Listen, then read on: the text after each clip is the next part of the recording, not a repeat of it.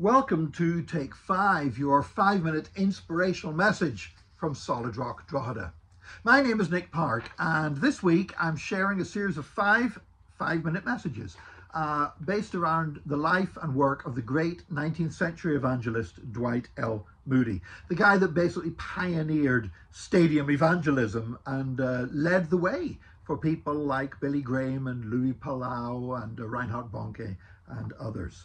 Now, Dwight Moody was often urged to write books, and particularly to put his sermons together in books. But he was very reluctant to do so for a couple of reasons. One was he didn't want to be seen as profiting from his popularity, because he could have made a load of money. I mean, he was so popular, thousands of people flocking to the Crusades. If he had published these books of his sermons, people would have bought them by the truckload. Also, humility came into this as well. Moody did not want to be a religious celebrity, and he felt like publishing the books and publishing the sermons would be trying to attract attention to himself rather than to Jesus. And so he had many people around him, including many Christian publishers, the most popular and most widespread Christian publishers of the day, pushing him and begging him to release these books, and he would not do so. And then something provoked him into changing his mind, and that was that other people started to do it instead, without his permission. And this happened when he was preaching in England. There were people who began to release unauthorized biographies of him and quotes by him, and also books of his sermons, but they were often inaccurate. They were often like mangled totally, and people had changed them to suit their own theology, and he's reading stuff coming out under his name that is not what he had said at all, and is not what he believed, and was a distortion of the gospel that he was preaching.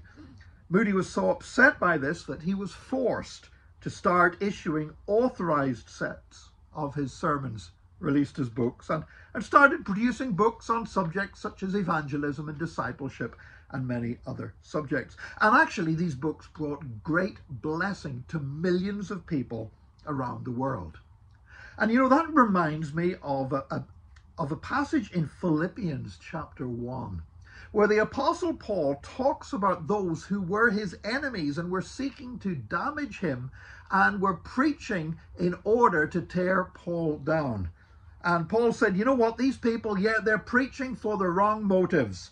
He said, but you know what, while they're doing that, they're still preaching about Jesus, and people are still hearing about Jesus. So even though these people are doing it to damage me, even though these people are doing it for wrong motives, Paul said, if people are still hearing about Jesus, then I'm glad it's happening.